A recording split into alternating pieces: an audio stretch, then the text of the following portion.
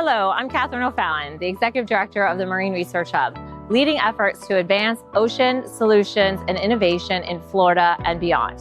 By 2030, the global ocean economy is projected to reach $3 trillion and 40 million jobs. And Florida, surrounded by water, is uniquely positioned to lead the way with marine solutions with a global impact. At the Marine Research Hub, we connect stakeholders, elevate oceanographic research, and commercialize marketable solutions that drive investment opportunities, create sustainable jobs, and ultimately protect our marine and coastal environments.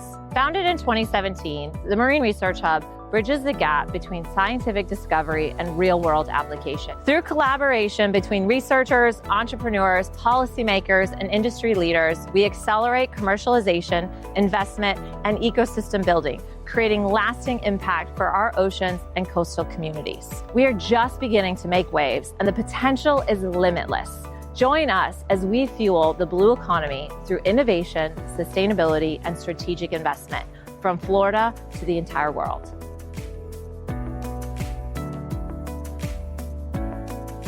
Hello and welcome to another episode of the Blue Economy Podcast. My name is Katherine O'Fallon, your host, the Executive Director of the Marine Research Hub. Really happy for you to join us as we dive into more adventures in the blue economy and how we are building the solutions that are going to create jobs, build business, but ultimately tackle some of our greatest challenges in the marine and coastal environments. And today I'm really excited to have one of my favorite people with us, who I would love to say I've known for a long time, but I haven't really known all that long, maybe about 10 years or so now, but it feels like we've known each other a long time. I'm happy to have Jessica Harvey, the CEO of Guy Harvey Foundation with us today.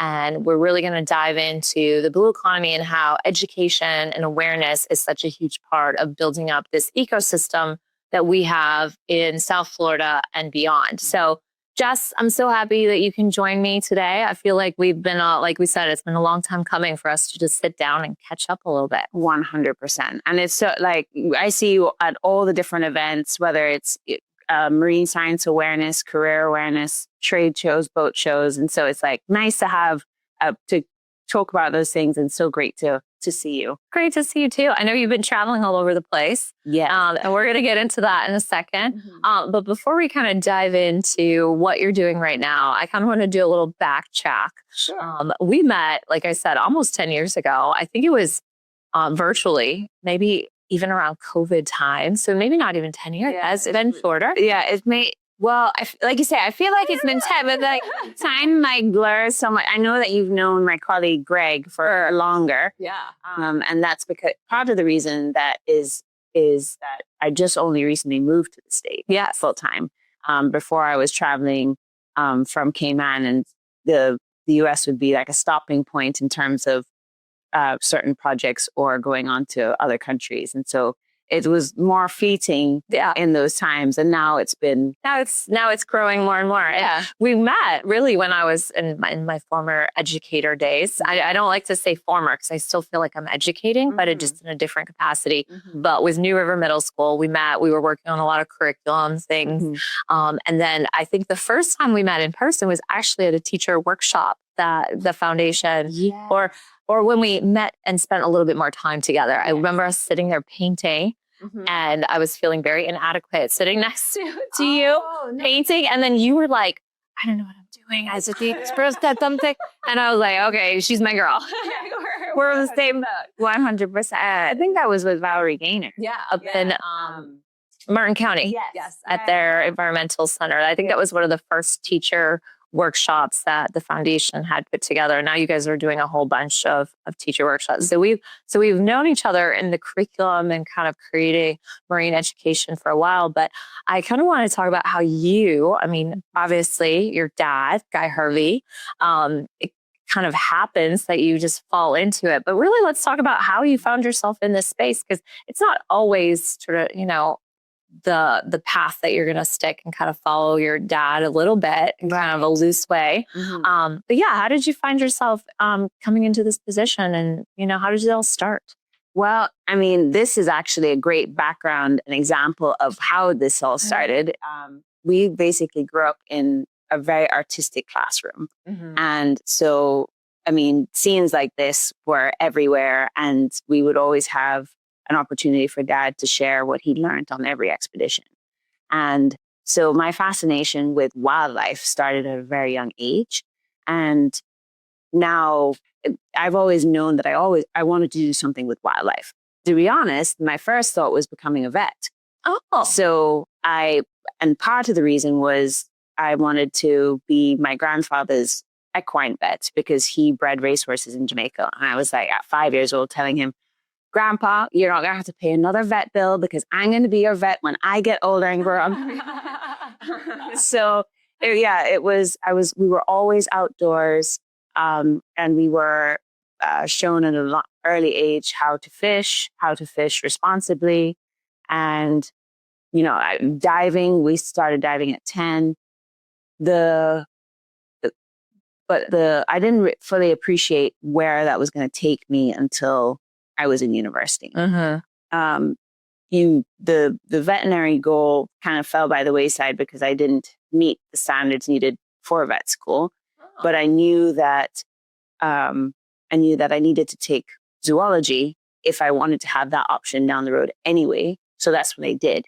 And I didn't intend to take marine science specifically because I did not really want to be known under Dad's shadow all the time. Yeah. And I felt like he got that realm down. So I was originally more interested in terrestrial biology. Okay. So I did 4 years at University of Edinburgh, and which was awesome. And then I came home to the Cayman Islands. We'd moved from Jamaica when I was 9 to Cayman, and probably the one opportunity came up that was relevant to my degree was to work for the Department of Environment. And they just opened an opportunity to work in their terrestrial research division. Okay. So I thought, okay, I was thinking to go somewhere else in the world, like be a game ranger in South Africa or go and do some photography in Botswana and Kenya and those places. And so when this opportunity came up, I thought, well, I'd be stupid not to apply for it. And I did. It took, and I never thought of myself working for government at the time, but it was some of the best experiences that I had, especially supporting conservation, because as you know, and we know, conservation to be effective takes multiple stakeholders. And governments have a very important role in that because they are the ones that set the policy. They are the ones that manage the natural resources. They rely on people to help provide data. Yep. And it's a wonderful career opportunity. So I did that for 3.5 years working in the terrestrial division. And I worked with plants, biodiversity, worked on land crabs and iguanas and everything, everything terrestrial. Everything terrestrial. But I always had my toe in the water, literally, because I was diving all the time. I would help on some of Dad's expeditions, and we did the southern stingray census. For the Caymans, yes, which you just came back from recently. Yeah.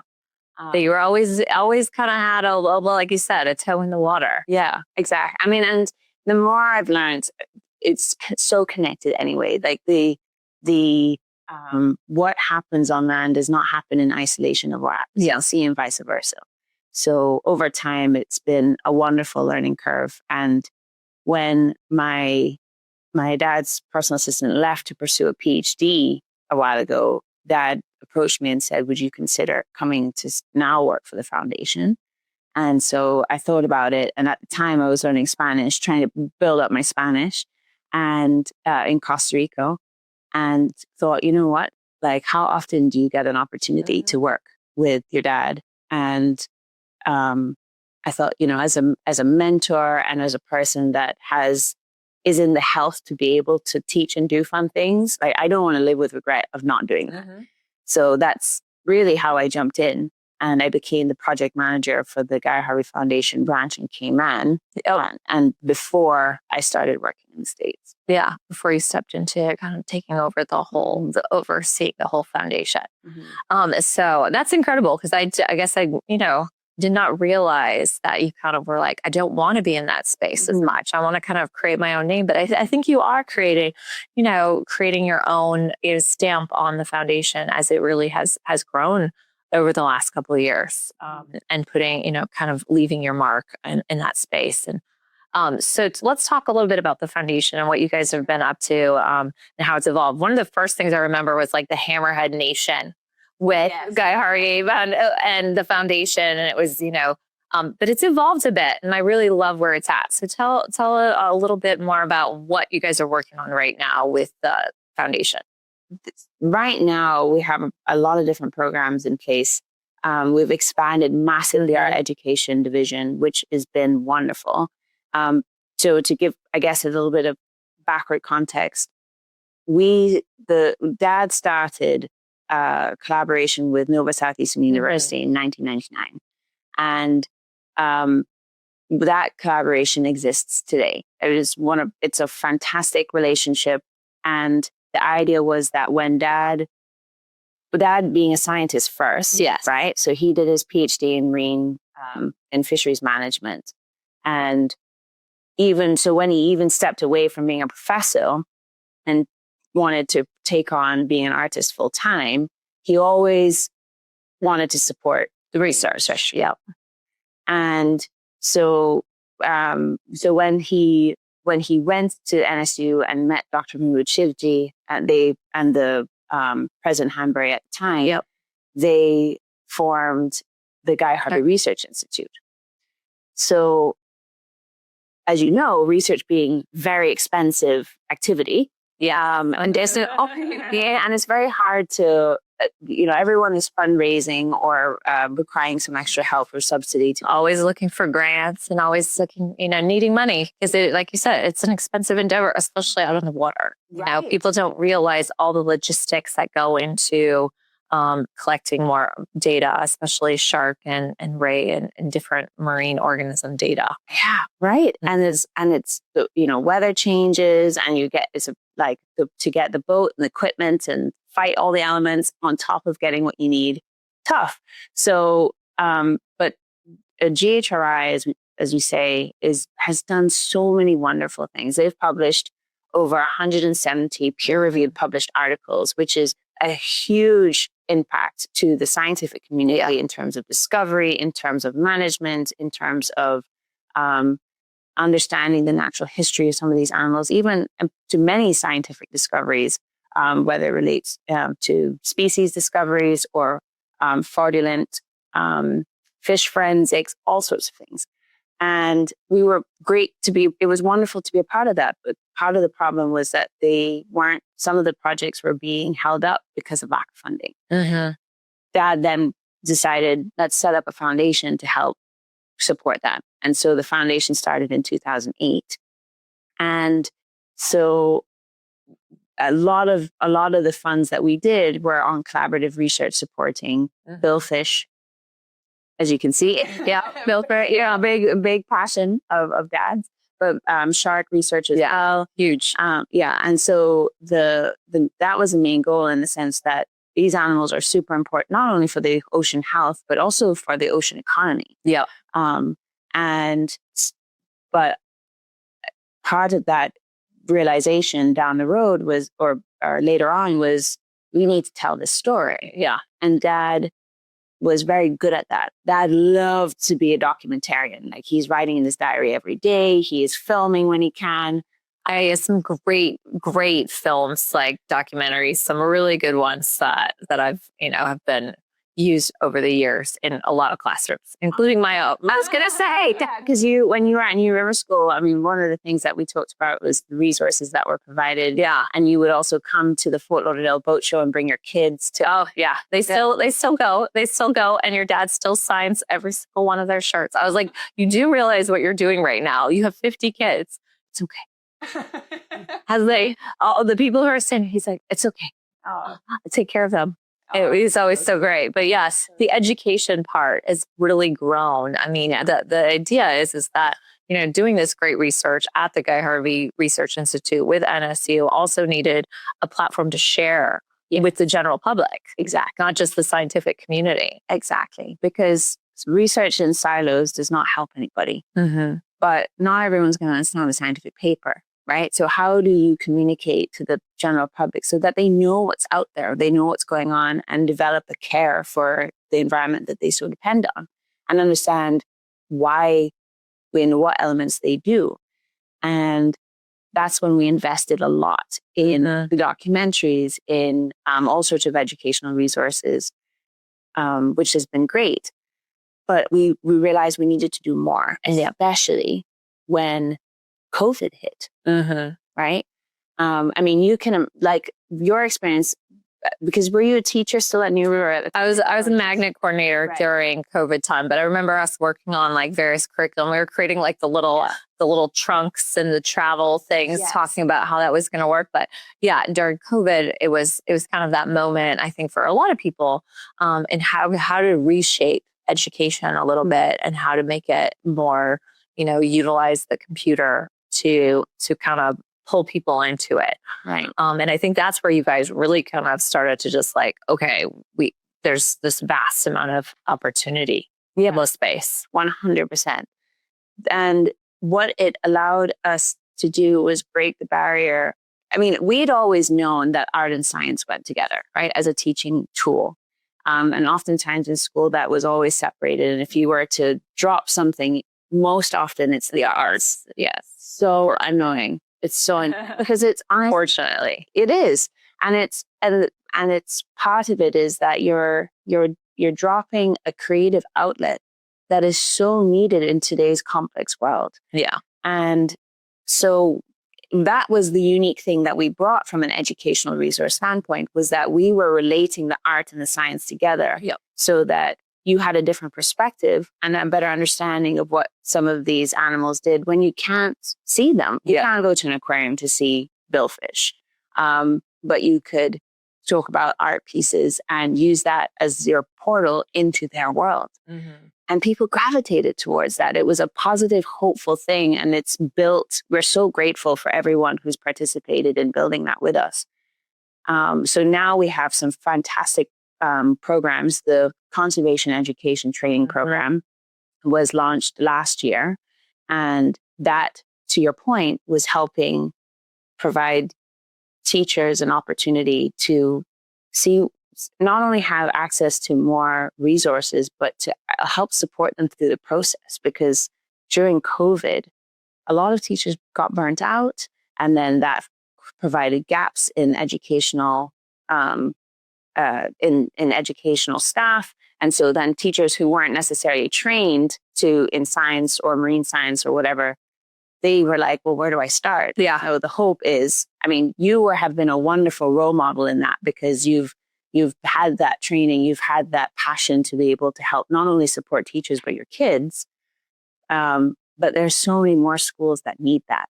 So the hope was that we could provide that opportunity for them and provide an outlet for them to not be so scared of exploring the outdoors. Because do you find that in yours? I mean, in terms of field trips, et cetera, like how often do people? Oh, so I think field trips are one of the best ways to get engaged in the environment. But sometimes the kids would go on a field trip and I'm like, you do realize we're snorkeling today, right? Like, we're going in the water. Like, you're not sitting on the boat. No, you're getting in the water. You have to, some of them would get nervous about it for sure. Even though it's where they lived, they wanted to be able to experience it. Even if they were afraid of it, I think sometimes they still wanted to experience it. And a lot of them just don't have that opportunity unless they go with their school. Right. And they don't necessarily have the chance to go with their school if there's not a willing administration or teacher who's willing to kind of take that on, because it is a huge, responsibility and extra work for planning field trips and excursions. But I think that's where, even you don't necessarily have to always get in the field to really immerse them in and show them how, and then to get that experience and that passion and understanding. And I think that's where you guys also come in with some really supportive resources for teachers. I think so many times people have always worried about the kids getting the stuff. Yeah. Well, as an educator, I know that if you get to the kid, well, they're going to be gone in a couple of years. Right. So you've got to get the teacher who's going to be able to continue to basically create that excitement every single year. And so it's going to hit that year of kids, so the next year of kids, so the next year and the next year. And that's where I think what the resources that you guys are providing is just really valuable. And it's also not scary for teachers who are not Marine people. I used to work, with all of my teachers who were non-Marine, and they would always be like, well, trying to incorporate math or literature, social studies into marine science. They're like, we don't know how to do that. I said, you don't need to know how to do that. We're going to help give you the tools, and we're going to tie it to your standards and curriculum, because everything ties together under marine. And then you utilize art as your way to do that. So that's where the STEAM comes in. Yes. But I think you guys have really kind of honed that space of really putting it towards the teachers. How is it going to be impactful for them? And then kind of giving them some fun tools to do it with, and some swag. Teachers love swag just as much as kids love swag. Yeah, for sure. True. And things that are going to get their kids excited and get them. And then once they start feeling more comfortable with the content and the information, then they're going to be like, I want to do more. And that's where they're then going to be like, I want to do a field trip. I want to get my kids wet. To get them in the water. I want to get them kayaking, canoeing, get them out in their backyard so that they'll appreciate what is right here. Yeah. And I love that you guys have really built that up and really strengthened that. And I know we've even talked about, how to get more career experience and connect that blue economy side of it. Because this is an ecosystem. Like we cannot do this in silos. Unfortunately, there has been a lot of silos, and it's not been intentional. It's just been that people are very focused on what they're doing. But like you said earlier, bringing in policy and government and the business community into this, academics and education. And that's the goal with the Marine Research Hub, is we're not trying to reinvent the wheel. We're working with our partners who are doing it really well. So Guy Harvey Foundation is doing it really well in that education and kind of getting out the message. Now, how can we get more of this message to educate and then move into solutions? That's the big piece. So let's kind of dive into that a little bit more, and we'll probably come back to some of the resources that you guys have as well. Sure. But how do you see conservation kind of overlapping into this new technology and innovation space? Oh man, there's so much opportunity there. I think that the amount of tech that is required to do from a monitoring standpoint, right, is how are we getting the data that is going to help us be able to understand what is happening, the dynamics of the ecosystems that we're talking about. That technology changes depending on your scientific question. And there's different elements that we have to battle as the scientific community to be able to get that data in a reasonable way. But also it takes time. But depending on what you're looking at, some of them can look at a short-term time period, but something like the marlins and sharks and longer-lived animals, you have to study those animals for a much longer period of time before you can kind of grab any kind of data that would suggest any kind of trends. Because and also the sample size has to be big. So the development and the technology and tagging and tracking and with satellites and data gathering. I mean, AI is going to be. It's already starting to make some great changes and positive. I mean, so many people were even just less than a year ago were afraid of AI. Look at how much it's changed. But even just talking about AI in terms of the positive things that are coming out of it, analyzing data at a quicker speed, utilizing cameras to identify fish as they're coming on board dealing with bycatch in different areas. But I think in just under just about a year or so, I think the use of AI has shifted a lot of that scientific data for sure. And it's gonna continue. To shift it as it should. And it's going to be up to us to steer it in the right direction, right? For sure.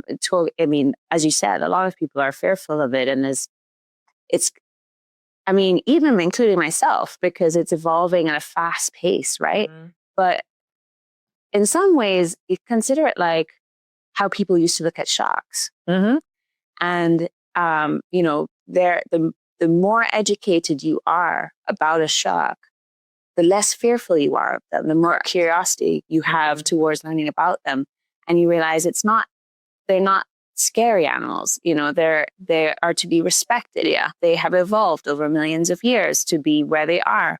And the more, so in terms of looking at that and from an AI perspective, like the more we learn about it, the less fearful we need to be. We do have a need to steer in the positive direction and be, you know, monitor and things.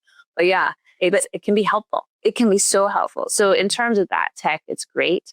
In terms of the reach to society, I think the platforms that we have now, the internet access and things, the access that people have to information has grown so much in the last few decades. I mean, when you talk to mom, she's just like, I can't take it. It's too much.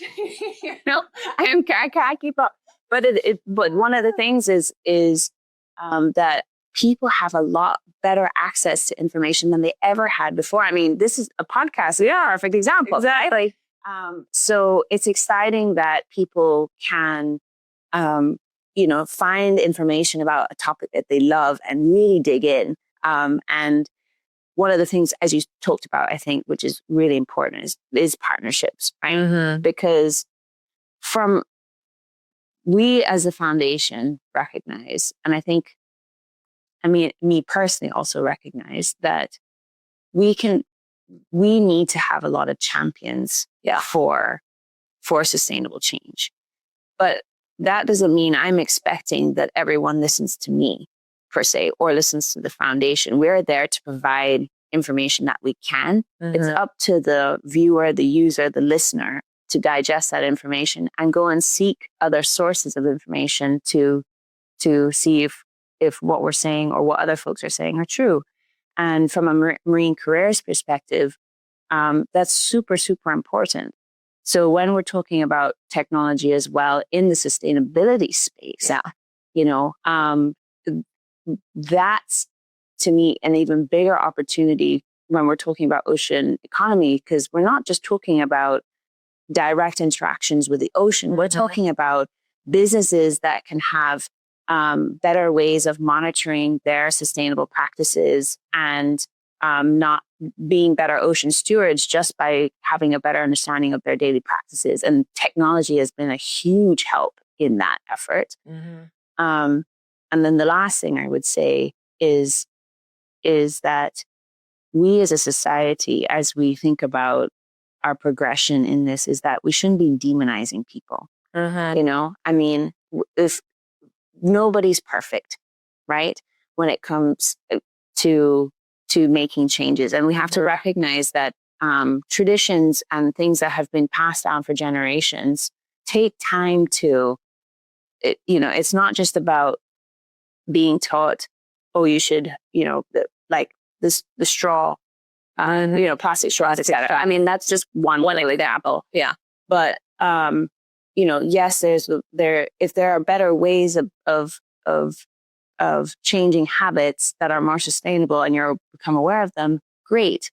But it is going to take encouragement, not demonizing folks to be able to do that. I mean, of course, you have other folks that are bad actors and we should be on top of those folks.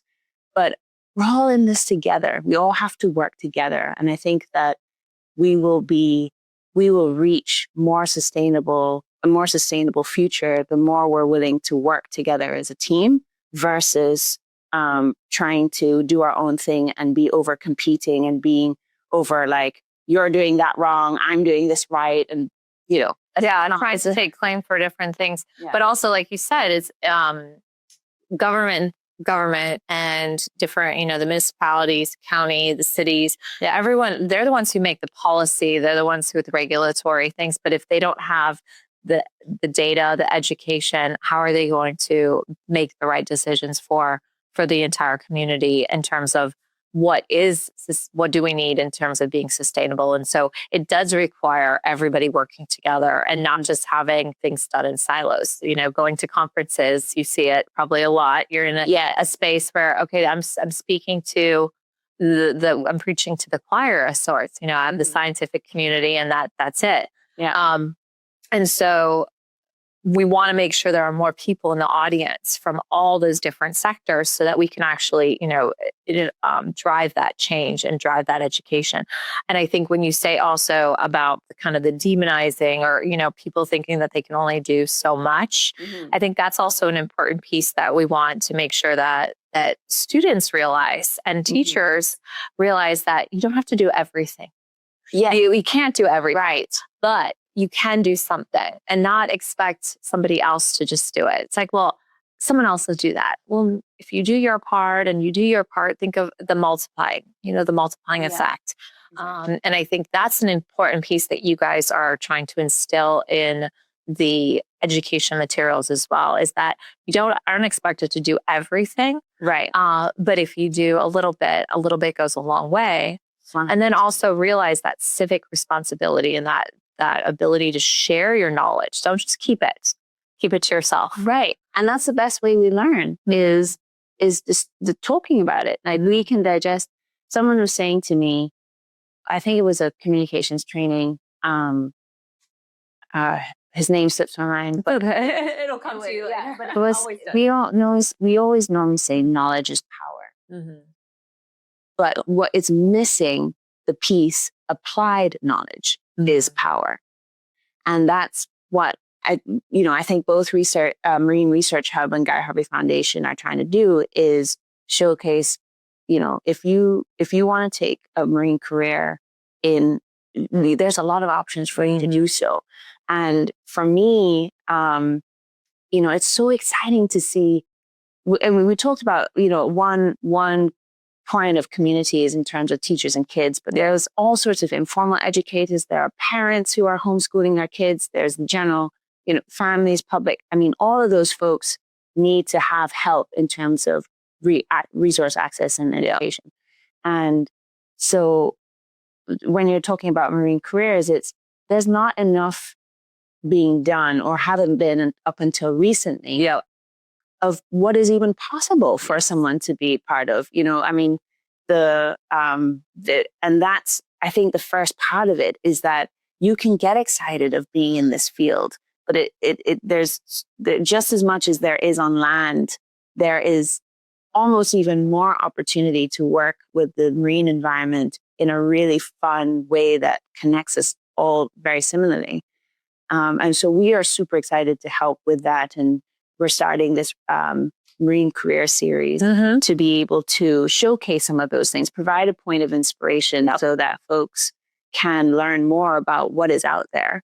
And, Marine Research Hub does that too, in terms of creating awareness of the different industries that provide tech, provide jobs, provide data, all sorts of things. Yeah. And it's exciting. People are gravitating towards it. People want to learn more about it. It's just, I'm so excited for that. I think you said it right. It's inspiring. I think that was one of the reasons why I stepped into the role that I'm in now, is because, we talk about the marine space, and a lot of it does boil down back to kind of the challenges and the problems that we have. I always like to reframe it as challenges, because with challenges comes opportunity and solution. Yeah. Whereas problems seem like it's just as heavy. Right. Heavy, something that can't be necessarily fixed. And so that was one of the reasons why I wanted to step into this space, is to basically show that you could, solve these challenges with solution-based companies and solutions that are going to create more jobs in the space while tackling some of these great challenges that we have. And that's where students, like you said, they need to be inspired. Like, we need to show them, educate them about, and that's what you guys are doing, about the ecosystems and the environment and how it's all connected. And then they start to see companies and people that are doing these things, and they're like, I can do that. I never thought about a plastic problem, and then looking at seaweed as an alternative to seaweed, biodegradable straws that are made out of seaweed as an alternative to the plastic straws. We're always trying to find more sustainable ways. Just because something is there doesn't mean that we can't improve upon it to make it, a better solution. And I think that's where, bringing in this Marine Careers Series is great. Having that base of ecosystem education, and now how everything is really tied. Like, you can't do research without a boat captain. You can't do research without an engineer who's going to fix that boat. You need that data person, that computer science person. You as, the Guy Harvey Foundation is a business. It's a nonprofit, but it's still a business. This Marine Research Hub is a nonprofit. I think, people get confused about what nonprofits are, but we're still a business that we have to have bookkeeping. We have to have marketing. Exactly. We have to have all of these jobs that are connected to the space. And I think that's one of the unique roles that, as an educator, we have that breadth of opportunity to show that it's not just one area anymore. Right. And everything's connected. And when going back also to just businesses and organizations looking more at how they can be more sustainable. You have your business and you have your path and your product that you might be, but how can you look at your whole process of being more sustainable? Right. You can find ways. Everyone can do a little bit and do their part. And I think that's also, you guys partner with Brightmark, and doing some great things. So talk a little bit about that partnership a little bit. Brightmark have been fantastic partners. They're one of many education partners that we have. And what's great about Brightmark is that their company is able to recycle any plastic. That is really amazing. But they have a strong sense of responsibility to not just be a business. They want to be a role model. And they've provided support for creating curriculum as it relates or as it's tied to what they're doing with the recycling. Correct. So educational resources about plastic to help better understand what it is that we're looking for, why cleanups are super important, what options there are to be able to help deal with that kind of waste, but also to look at waste as an opportunity and build on that entrepreneurship as well, which is awesome. Yeah. So Bob Powell is fantastic. We've done some, he actually came and did some coral restoration with iCare and Force Blue. Force Blue, yeah. Oh my God, it's some great stuff. Yeah. I mean, you guys have so many, it's amazing what you guys have been doing and the partnerships and the small impacts that not everybody sees all the time. It's just there's so much going on. And, your dad just kind of started his love of marine, his love of art, tied them together and was like, I'm a storyteller, I'm an educator. And then building out the foundation and you kind of stepping into this role, even maybe, it took a little while, but I think you always knew that you probably would end up this way. But I think you're definitely, bringing an amazing, new wealth of energy and excitement to it, and you're putting your own stamp on it. I mean, it's honestly, I never feel like it's my stamp. I feel like it's a team stamp. I would not be anywhere without my team. Like they have been the capacity and certainly we've learned a lot along the way. Yeah. I mean, as you can appreciate, like running a nonprofit is not for the lighthearted. Yeah. You can accomplish so much. And I think that was one of the things that I was grateful to have had that opportunity in government to understand was that everyone has different challenges to work with. I mean, a lot of the biggest challenges we have and sometimes moving forward is internal teams in government not listening to each other, and so from my perspective, I think that one of the things and the reason I kind of tried to do a little separation from the foundation before I started was because I understand that respect needs to be earned. It's not given. And so I didn't want to come in with the understanding of like, oh, she's just Guy Harvey's daughter. Like, of course she's here. Like that's, I wanted to be able to kind of prove it not only to myself, to people I work with that this is going to be a worthwhile thing to dig in, invest, and grow. Yep. And that is turning 70 this year. Oh my gosh, yeah. Doesn't look it. I know it. He's so busy. He has more energy than I can even compel. And that's the thing. It's like we have a mission now. Yeah. Like we want to really, not that we didn't before, but it is we're challenging ourselves to see how can we reach folks as quickly as possible with these incredible educational resources. We talked about there's in-person things, but the virtual side and the conversation side, super, super important to provide that blended learning experience. The research, so that's how, the education complements each other, is that the research that we learn, we put into these educational activities and resources. And so folks are having access to direct projects that are happening. Currently, they can follow it. They can follow up more. They can actually see how the scientific data is impacting decisions, policy, education materials, all of that stuff. Yeah. And it's awesome. It's, I hope that there is more. I hope that more companies come on board in supporting the Marine Research Hub and supporting organizations like ourselves. Yeah. And to be curious about the amazing options. And Florida itself has a lot going for it. And there's a lot of investment that is coming into this space as into supporting the ocean economy. And so from a budding youth, for lack of a better way of saying it, but like it's an exciting time. We talk about it. Yes, there is difficulties, and yes, it is always going to be challenges. It's always going to be challenges. But it honestly, like, it is. We are at a really amazing turning point. Mm-hmm. And we came back from a Panamanian summit, nature summit, where different dignitaries were coming and presenting. And I think what was interesting is that how the finance industry is coming on board. Yeah. Right? They're like, because before,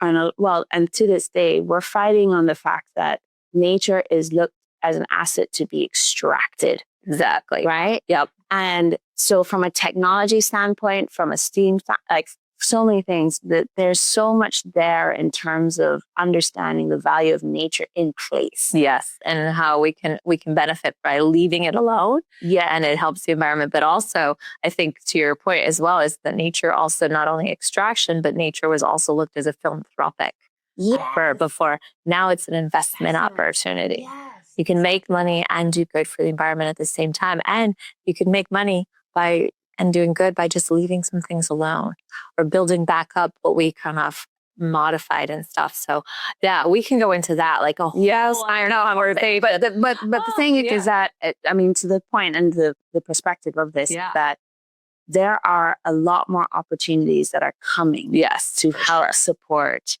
environmental sustainability activities on all levels across the globe. And the more that the investments come and the avenues are made available, the bigger the opportunities that people will have to be able to be creative, to be entrepreneurs, to be make incredible discoveries, and bring us as a society closer together, while also relieving the guilt that a lot of us so have, in the sense of, man, we have so much we need to fix. Yeah. But we're changing that. And so getting there. It's little bits at a time. It's bits at a time. You can't take the whole chunk in a bite. You got to take a small bites at it. Yeah. I love everything that we've been talking about, and I feel like we could go on a whole bit longer going on, but we're going to be wrapping up here. So before we finish off, can you just kind of share where people can go, the website, more information about Guy Harvey Foundation, the teacher resources, all of that? Sure. So if people visit guyharveyfoundation.org, great resource. There is a lot of all the educational resources that are there are completely free, and so if you have any questions, there's an ability to reach out to us and say, "Hey, I'd like to learn more. I'd like to participate in a conservation education training program." There is ways in which you can get access to field trip grants, stipends, all sorts of things as well. There is helping out with a specialty license plate is also a great way to learn more about some of the research that we're doing and support us. So if you also want to go onto GHRItracking.org, you can see tracking of all the tags and things that are happening with Nova Southeastern University. Yeah, exactly. And more is going to come. Yep. So there's social media, Guy Harvey Ocean, and we'll be at different events. So please come and ask us questions, learn more. We want to, and the thing is, it's a two-way street, right? Yeah. This is not an education out only. Like, we have learned so much, including from yourself. Like, the collections that we built back in 2020, like that has been used many times since its inception. And we're so grateful to everyone who's participated in that, because everyone has different perspectives. Yeah, what works, different age groups, different audience. Like you said, it's not just kids and students; it's general public. It's their family members. It's I feel like we have to educate everyone and find the way to get to everybody, because they all learn it in a different way. Yeah, 100%. Well, thanks, Jess, so much for sitting down with me. I know, did you realize that we've basically kind of gone for a while today? I know, it's crazy. Well, thank you for joining us again for another episode of the Blue Economy Podcast. I really appreciate Jess joining me, and we hope to see you next time. So please like, share, and follow, and we'll see you as we dive into more about the Blue Economy at our next episode. Thank you so much. If your brand belongs in the heart of the yachting world, this is where it happens. Yachting International Radio reaches over 1 million yachting professionals and enthusiasts every month, with 77 million impressions, 220,000 social followers, and 74,000 podcast subscribers. Our hosts are insiders, crew, captains, CEOs, trusted voices shaping the industry. This is targeted, high-impact advertising in a luxury niche. Visit yachtinginternationalradio.com/advertise. Your audience is already listening.